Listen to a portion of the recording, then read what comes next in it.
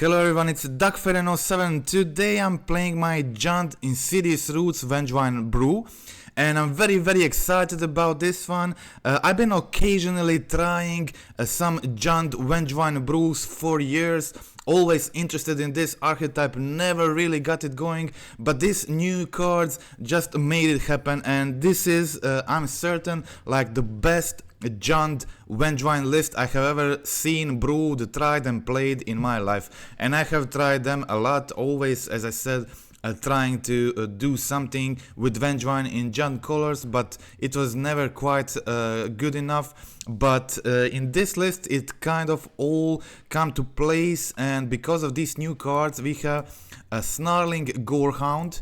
Okay, this guy says, it's a 1/1 that says whenever another creature with power 2 or less enters the battlefield under your control, you surveil one. And it can really get crazy in this deck. So all other guys are power 2 or less, all these guys, all Bloodghasts, which can just activate this ability multiple times in a turn. Lotleth Troll. This guy is also enabler, but it can be a big threat. But primary use for this guy is just dump all your hand in graveyard, your Gravecrawlers, Bloodghasts, Vengevines.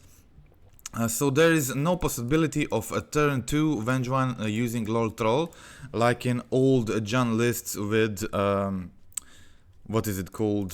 The 0 mana creature, but with Madness. But we have a lot of Lotleth Troll interaction here, a lot of creatures like Gravecrawlers, Bloodghast, Vengevines, of course, but also Slitherhead. So this is a plant zombie, which is first of all incredibly flavorful for this deck, because we are playing plants. The Insidious Roots make plant tokens, and we are also playing zombies, Gravecrawlers, Supplier, Lotleth Troll, Slitherhead, they're all zombies. So plant zombie, very cool card, very cool interaction with Insidious Roots.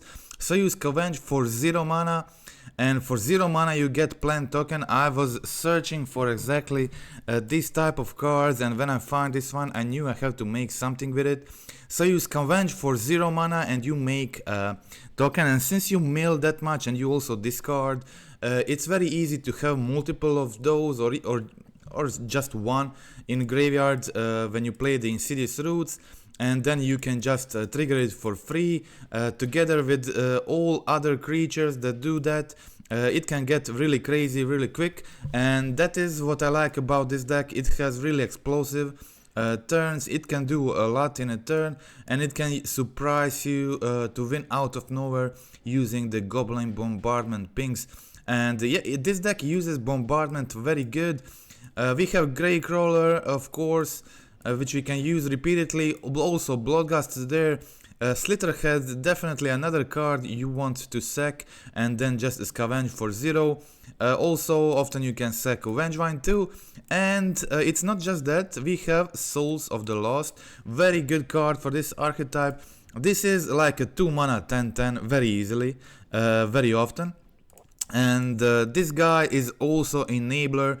It lets you discard your Vengevine, Bloodghast, whatever. It's really good card whenever you're playing a graveyard based deck, and it should be considered. Also, like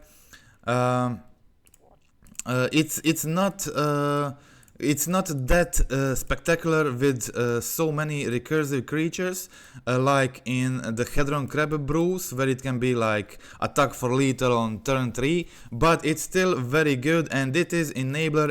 It will be large and it will win games. Okay, so what I like about this brew a lot, as you can see in the main we have 16 green spells.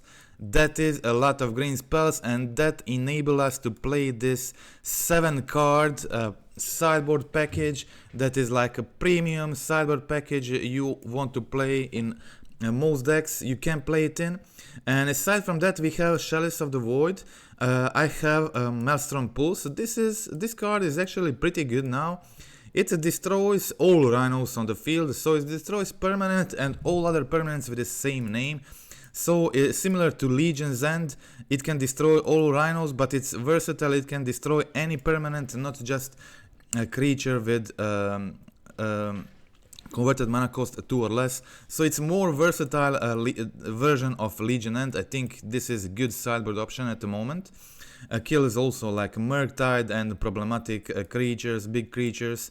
So also for that use we have Pylon. Pylon traditionally I like a lot in this type of decks, which get creatures from the yard for free, but is also probably my only flex slot right now in the sideboard. I could have won one game if I had another removal instead of Pylon, so it is still something I'm considering, like adding maybe a 2 mana removal to the side instead, but in theory Pylon should be ideal for this type of build, so for now I'm sticking with this.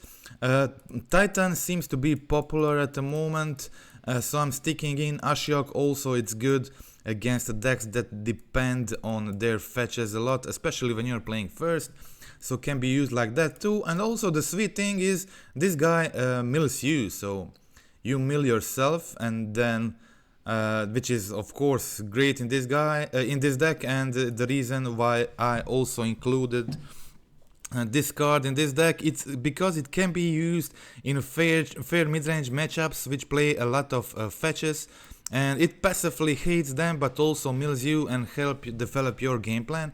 So that is it. Okay, so that is the deck. Snarling Gorehound and Insidious Roots powering up this Giant Bombardment Vengevine brew. Let's go check out the gameplay. I only played a single league with this deck. I don't have as much playing time as I had in the past. Okay, so I play one Surveil land in my deck, and that is basically the only reason why I decided to keep this hand. I would not keep one lander, but I was on the draw and I had a fetch to go to Surveil, so that is the reason why I decided to do it. So I get 2 draws and I also get the Surveil, so I was happy about that. Also Surveil lands is also another upgrade for this deck, another new card here, so total of 9 new cards in this deck. That is a lot. Okay, so I was obviously playing against Creativity. No other deck plays a Garden and Steam Vents. So my opponent tried to bolt my Lotleth Troll. This is like, yeah, this is so cool. I get to say my troll, play the Souls of the Lost, sack one of the Bloodghast, sorry. And discard a Slitherhead, scavenge Slitherhead for 0, put another counter on Lotleth Troll and attack for 7 damage here. I could even just maybe discard this another Lotleth Troll, but I didn't want to do anything because maybe I should have played like a Gravecrawler immediately, but I was saving 1 mana in case they have like a double bolt. They would probably do that before if they had it, but probably the best thing was just to hardcast this Gravecrawler immediately from the yard before combat. So hoping they won't use a binding, and they will probably use binding in combat, so I would get to cast the Gravecrawler. I would be in a slightly better situation here. Okay, opponent is on Creativity, so they only have 3 cards in hand here. But if they have Creativity next turn, I'm probably dead. So definitely a problem. Okay, here I find the best top deck possible. I can cast Lotleth Troll, discard Vengevine, cast the Gravecrawler, bring back Vengevine, attack for a lot of damage. All of this makes my Souls of the Lost a bit smaller, but it's okay, this is a lot of damage going in. And so now even if my opponent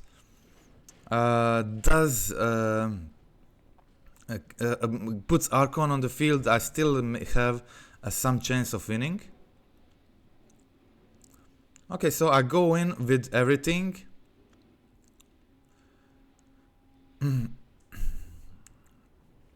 And I still have a Lotleth Troll Gravecrawler attacking next turn. That is a lot of damage. Opponent, I think, decides to take all on 4 life. And they on their draw step they don't find the creativity, I guess, so they concede, and that is the game. Let's check out game 2.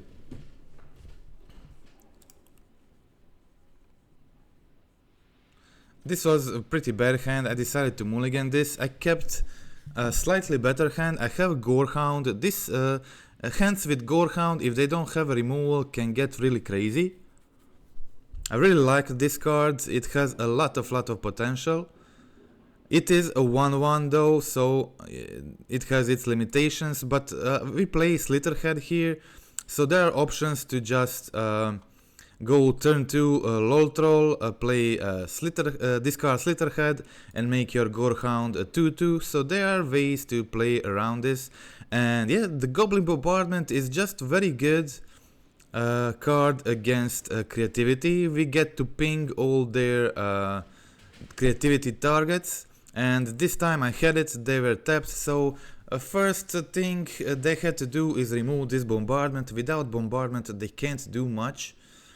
Okay, so here I killed their Goblin Shaman token, and I must leave Slitherhead on the field so I can replay the Gravecrawler, then pass the turn. I still have a creature on the field, so they can go for creativity this turn. And yeah, they go for another Fable.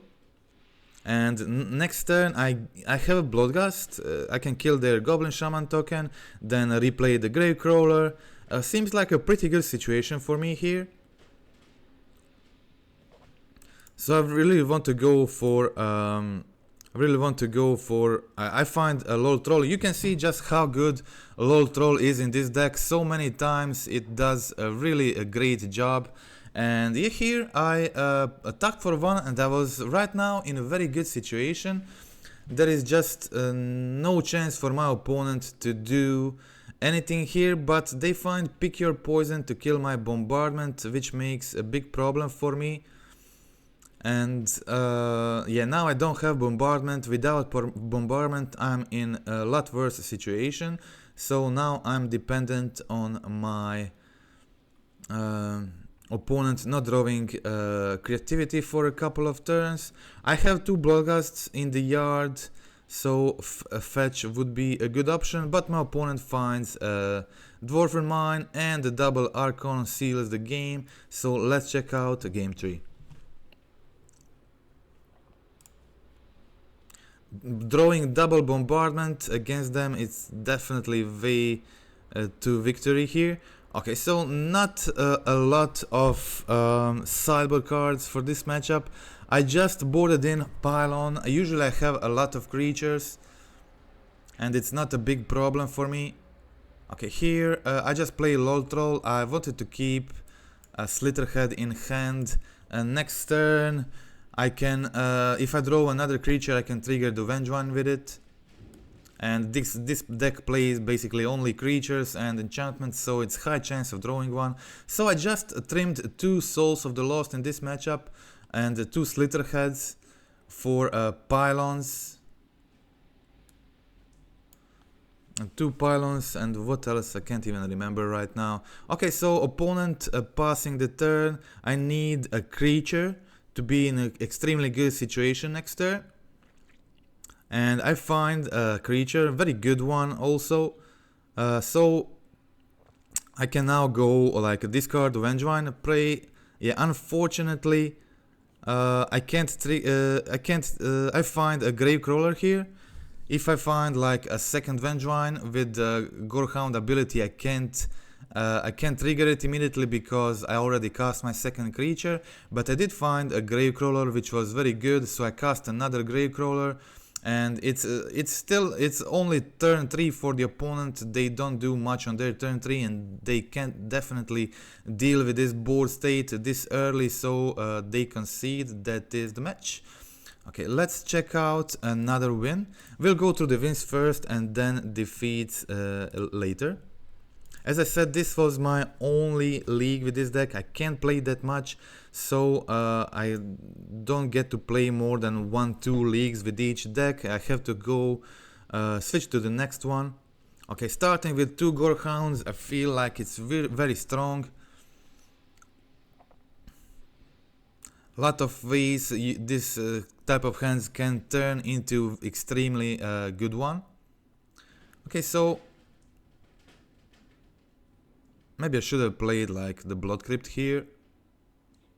And yeah, with the first Slitherhead, with the first Gorehound, I find Slitherhead, and with the second one, I find double Vengevine. So it would probably be better if actually it wouldn't. I would mill these 3, and it would be the same. I would not trigger any Vengevines.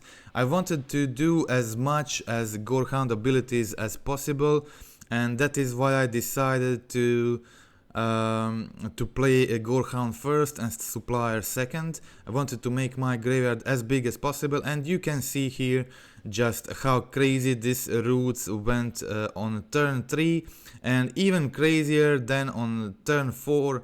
I will be able to bring back triple Vengevine. This is just too crazy. Even for the living end opponent, they can't absolutely do anything about this. They do have Force of Negation for Bombardment. Bombardment basically wins the game on the spot here. I play Slitherhead, do 2 more Gorehound abilities. My graveyard is huge, much bigger than my opponents, but they still have some options. Okay, so they cycle Oliphant there, and they're now on 4 life. This means they have to go for a living end, no other options. So I let them go for the living end, get this resolved, and we both get our creatures back. But my graveyard was huge, and in graveyard I also have another Gorehound. I have Souls of the Lost, a lot of creatures, and I still get to replay my old ones. So I get a huge number of the Gorehound abilities, so much of these abilities that basically I can just quickly mill my entire deck, so I must be careful about that too. And the Slitherheads, the Gravecrawlers make so much of the plant tokens, and now also the Bloodghast. Just the Insidious Roots is just so crazy good in this deck, and the Gorehound is also just a huge upgrade. And yeah, I really like how flavorful and useful the Slitherheads are too in this deck. They just fit in very well the entire strategy. Okay, so my opponent did have a slight chance here to try to do something. So they go in for a lot of damage, then do a living end on my attack. If they need another Curator of Mysteries in the graveyard for this game plan to work, but they don't find it. They do have another living end, and here I go for a triple Gorehound, do like I think 12 of these abilities, maybe even more. Yeah, so much Gorehound abilities plus Stitcher Supplier. I'm now basically in danger of milling myself if I'm not careful enough. And yeah, here I will mill more Vengevines, Gravecrawlers, whatever. I keep Bombardment on top. Bombardment secures me the win next turn. Yeah, but I think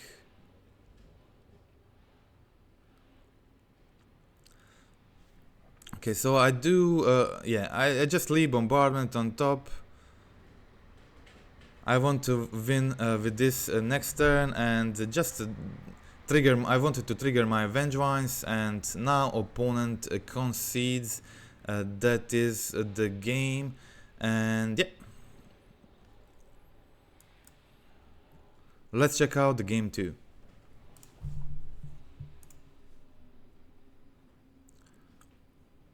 Okay, so in the game 2, as you can see, I did draw into some of my sideboard cards. I have Chalice, I have Ashiok here. Also, I have Endurance on the sideboard. So these are the cards I brought in, and as you can see here, I trimmed some of, trimmed one of each graveyard dependent card, and 1 Roots and 2 Souls of the Lost, so that's it. My opponent also plays Graveyard Hate like Leyline of the Void, so have to be careful about that. Trim some cards like Souls of the Lost. Okay, opponent has a solution for a Chalice here. That's not a big deal. They don't have a big graveyard built in yet, and I can start doing the Gorehound abilities. With Lotleth Troll on the field, I can discard creatures in response to the living end. So it's a nice situation for me. Opponent only cycles Vigor in on their turn, finds the land, passes the turn. So I'm in here attacking, and I have an option to play my Ashiok this turn. If they don't have Force of Negation, that is very good situation for me. I also get to bring back my Bloodghasts here and play the Ashiok, so I further mill myself for 4 cards, putting more creatures into my yard and exiling my opponent yard. This is like extremely good situation for me, very hard for the opponent to do anything. And yeah, here I find a Vengevine here. If I graveyarded another Gravecrawler, I would have like a lethal immediately. I would bring back 2 Vengevines, but I bring them anyway because my opponent bounces my Lotleth Troll. So I play the Lotleth Troll and I have a certain lethal for the next turn. My opponent has 0 cards in the graveyard. That is pretty bad situation for them, and they concede. That is the match. Okay, so let's check out another win.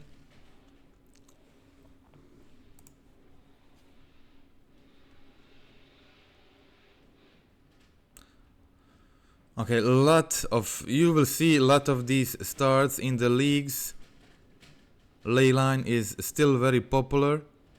Okay, I bring back a Bloodghast on turn 2, and I had some options here. I could go for a Troll,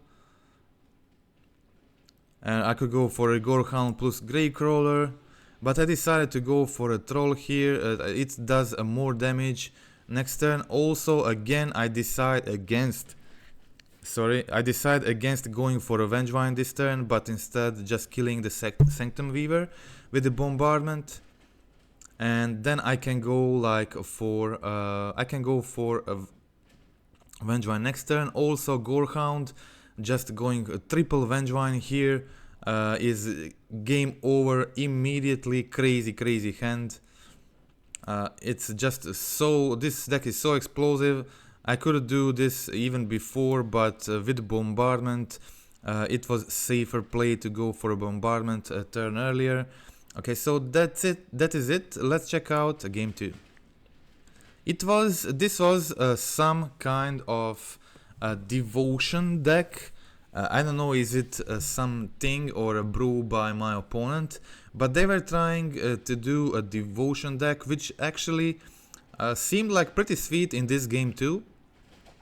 Let's check this out. Okay, so Lotleth Troll with double Bloodghast and Bombardment can be pretty good, and it can really be like super powerful, and that is basically the only reason why I was able to win this game probably. Okay, so here my opponent has Nykthos turn 3 plus Bloom Tender untapped. That is a lot of mana. Luckily my opponent didn't have some overpowerful 7-8 mana spell. Instead they played Sigarda's Aid to protect their stuff, and I had just enough mana, just enough creatures to attack here, then sack all my things to kill Sigarda and Bloom Tender. And I also surveilled for the next turn. Put souls in the graveyard. I have another one in my hand, so that is enough for me. Okay, so yeah, Killing the Bloom Tender still leaves them with Sanctum Weaver. Sanctum Weaver only makes 2 mana right now, so I'm not sure what payoffs, big mana payoffs were they're playing. Maybe Titan, something like that, not sure. Okay, but here I decide to kill Weaver, leave the Halfling alive, and yeah, just play the Souls of the Lost and pass the turn. And this is a lot of damage. I could theoretically just kill the Halfling too and go in for more damage, but I decide to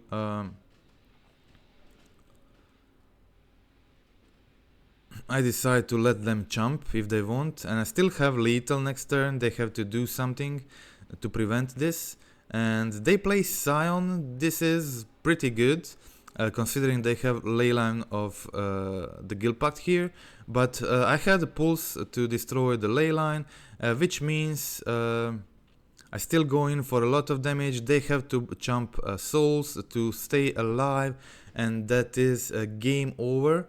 My opponent really had a strong start here, but they didn't have the big mana payoffs, I guess, so I was able to clear their board. Okay, so let's now go through defeats.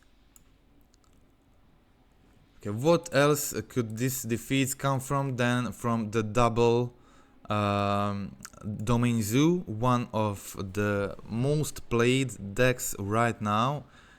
At least in my experience, it is one of the most played decks at the moment on the MTGO. Okay, here I go for the Supplier first, find Vengevine, then play the Slitherhead, graveyard another Slitherhead, make my Vengevine 5-4, my Gorehound has Menace, so I go in for 11, that is a lot.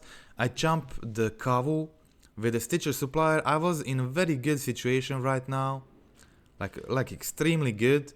I go for a Bloodghast first, do the surveilling thing, make my Gorehound 2-2, then give them option to trade with Vengevine or just block the Bloodghast. I get back Bloodghast for free, and I also get to play the Gravecrawler. My opponent is on 5 life. This is like a really good situation for me. I have to be careful because of their Tribal Flames though, so I must block Territorial Kavu here so they can Flames me.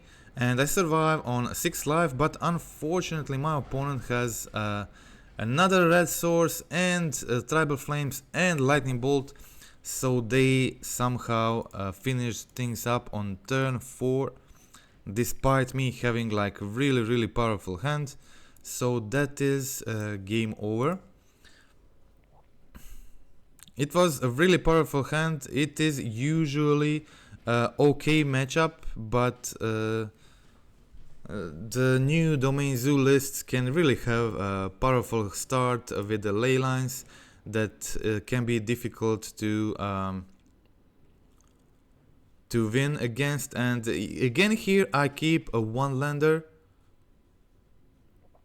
And I had a fetch, and that was the reason I keep it, because I could go like a surveil on turn 1. Opponent was struggling with mana here, so again I was hoping to be able to win this one. I have a huge Souls of the Lost attacking for 7 here, putting my opponent on 11 life. They're still on 1 mana here. I play the Insidious Roots, do the Slitherhead ability, make a plant token, a lot of stuff going on here. Again I discard stuff to the Lotleth Troll, make a plant token with Slitherhead, graveyard 2 Gravecrawlers, which means I get to play both of them next turn, do double Insidious Roots abilities and double Gorehound abilities. This is like a pretty good hand, and I'm still missing red mana for bombardment, but I have my plants and I can play them thanks to the plants. But yeah, just the Scion leyline of the Guild Pact thing is just so powerful that even I had this crazy board state that can be very difficult to interact with for most decks. but not here, and still I was able to deal with all this. Kill the Leyline of the Guild Pact, kill the Territorial Cow, kill the Scion of Draco, deal with everything they have.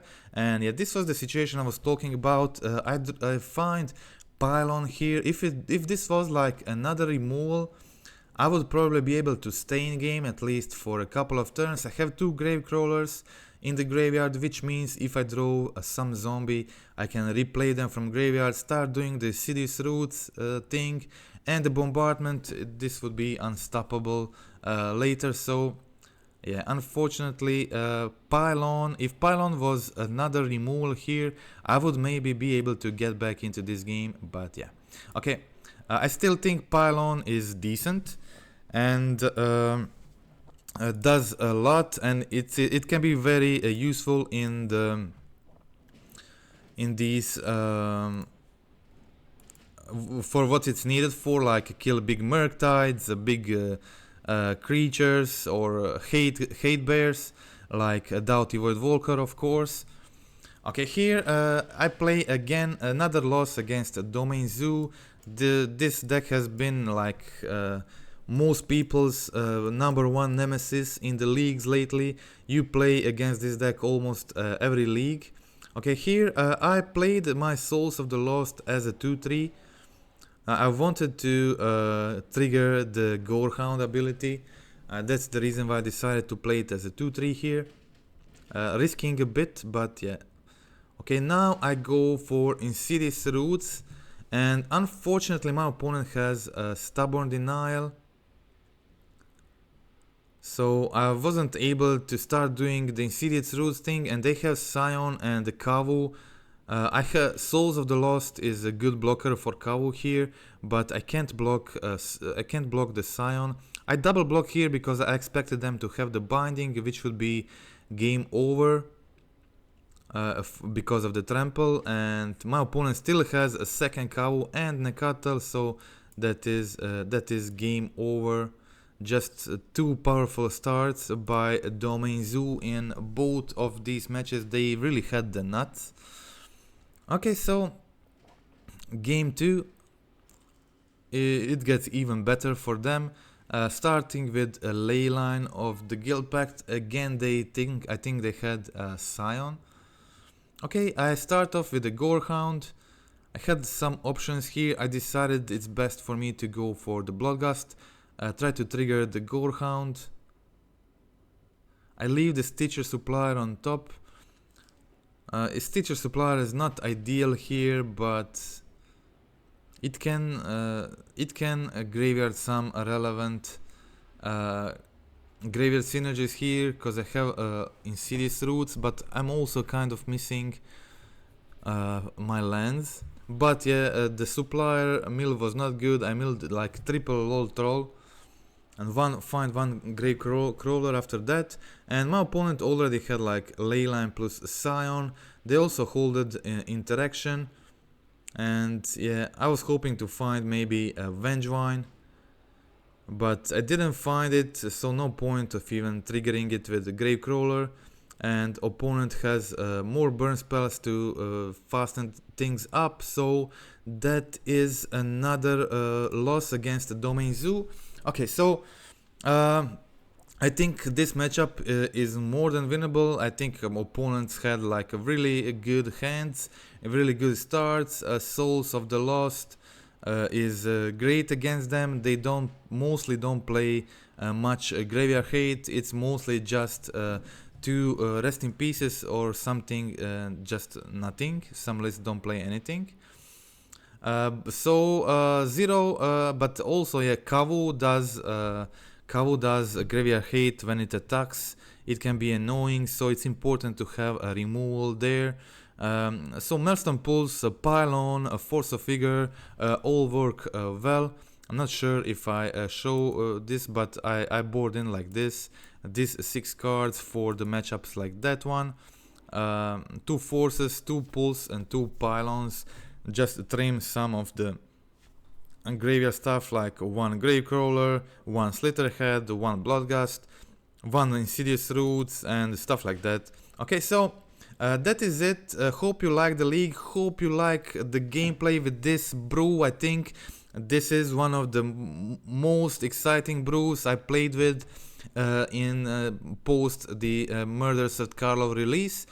And I really like this one. I think it definitely has potential for new archetype to arrive in modern.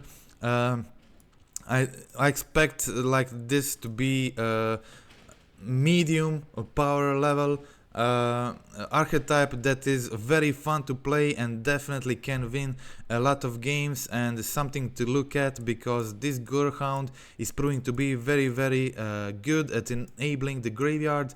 So together with Stitcher Supplier we now have a powerful 8 1 mana enablers in black color for playing the graveyard based strategies, and that is enough together with Insidious Roots and all other interaction. This makes one powerful deck that can win a lot very easily. Also it's pretty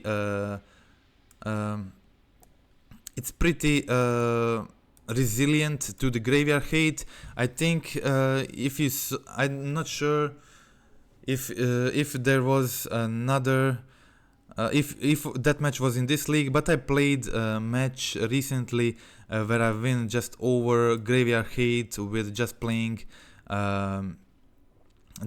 like my Lotleth Trolls, making them bigger by discarding my 1 mana creatures and overpowering the opponent just in the fair game. Also hard casting Vengevines is a thing, and the bombardment, but it's important in these post-board games when you expect a heavy graveyard hate. You trim some of the graveyard stuff, like sometimes trim 2 Souls of the Lost, sometimes trim Insidious Roots, which only does something when the graveyard is available to you. But Insidious Roots is great against artifact based graveyard hate because when they remove your graveyard you still get the token, so you still get some value. It's bad against Leyline of the Void and Rest in Peace, and obviously, but more players play like artifact based hate than the enchantment based. So that's it. Okay, so again, thank you for watching. A friendly reminder to click like, click subscribe, and tell me in the comments how do you like this Vengevine deck in comparison to the Sultai Crab with Insidious Roots from Monday. Okay, so I have only just started this week in brewing with Murders at Carlo cards.